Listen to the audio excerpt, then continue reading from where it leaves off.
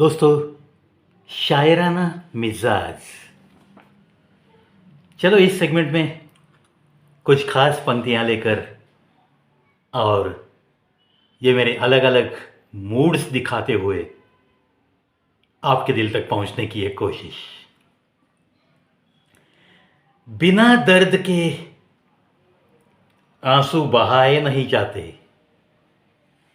और बिना प्यार के रिश्ते भी तो कभी निभाए नहीं जाते, कभी निभाए नहीं जाते।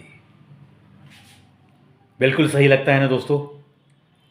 बिना दर्द के कभी आंसू बहाए नहीं जाते और बिना प्यार के कभी रिश्ते निभाए नहीं जाते। जिंदगी में एक बात जरूर याद रखना यारो, जिंदगी में एक बात जरूर याद रखना यारो, किसी को रुलाकर अपने सपने सजाए नहीं जाते, किसी को रुलाकर अपने सपने सजाए नहीं जाते। दूरियां जब बढ़ी तो गलत फहमियां भी बढ़ी, दूरियां जब बढ़ी तो गलत फहमियां भी बढ़ी। फिर तो उसने वो भी सुना जो हमने कहा भी नहीं, जो हमने कहा भी नहीं। बिल्कुल सही बात है ना दोस्तों। जब भी किसी रिश्ते में फासले पड़ना शुरू हो जाता है, एक गलतफहमी, दो गलतफहमी, ऐसे ही गलतफहमियां बढ़ने लगती है और फिर जाके उन्हें जो कोई भी मिलता है और अगर बात छेड़ देता है इस रिश्ते के बारे में और हमने कुछ कहा भी नहीं, ऐसी भी बातें वो सुनने लगते हैं। बिल्कुल रिश्तों में यह ऐसी बातें होती है। ऐसे वक्त क्या करना है दोस्तों? ऐसे वक्त थोड़ा सा शांति से काम लेना है और एक मुलाकात में आमने सामने बैठकर सारी गलतफहमियां कैसे दूर होगी, बस यही देखना है। किसी और की कोई बात सुनकर फासलों को और बढ़ाना, ये तो बहुत कम दिमाग वाली बात हो गई। हमें तो ये नहीं भूलना चाहिए कि यहाँ पे हमारा कभी न कभी कोई अच्छा खासा रिश्ता था, कोई दिल का रिश्ता था, कुछ गम के लम्हे हमने साथ निभाए थे, कुछ खुशियों के पल हमने एक साथ मिलकर बटोरे थे। ऐसी बातों को कभी भुला देना, ये तो एक बहुत गलत बात होती है।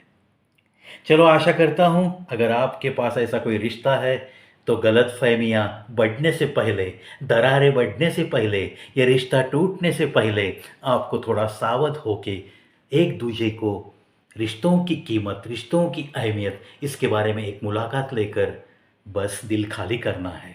फिर देखो ये रिश्ते का जो धागा है वो फिर जाके ज़िंदगी भर कभी मरते दम तक टूटेगा नहीं, बिल्कुल टूटेगा नहीं। मजबूरी में जब कोई जुदा होता है तो ज़रूरी नहीं कि वो बेवफा होता है। मजबूरी में जब कोई जुदा होता है तो ज़रूरी नहीं कि वो बेवफा होता है। देकर आपकी आंखों में आंसू, अकेले में आपसे भी ज़्यादा वो रोता रहता है, अकेले में आपसे भी ज़्यादा वो रोता रहता है, वो रोता रहता है। चलो ऐसा करते हैं कि तुम मोम बन जाओ, चलो ऐसा करते हैं कि तुम मोम बन जाओ और मैं धागा बन जाऊं, तुम मुझ में पिघल जाओ और मैं तुम में जल जाऊं, और मैं तुम में जल जाऊं। क्या बात है। देखो दोस्तों, ये मोमबत्ती जो होती है ना, जिसे उर्दू शायरों ने कितने तो शायरी में लिखा है, उसका जिक्र किया है, शमा जिसे कहते हैं। और इसके बारे में देखो क्या उसकी तुलना की है इस शायर ने। चलो ऐसा करते हैं, तुम मोम बन जाओ, मैं धागा बन जाऊं, तुम मुझ में पिघल जाओ और मैं तुम में जल जाऊं, और मैं तुम में जल जाऊं। यानी कि एक दूजे में हम ऐसे समा कर जीते हैं जैसे कि शमा में वो धागा बिल्कुल समाया सा रहता है।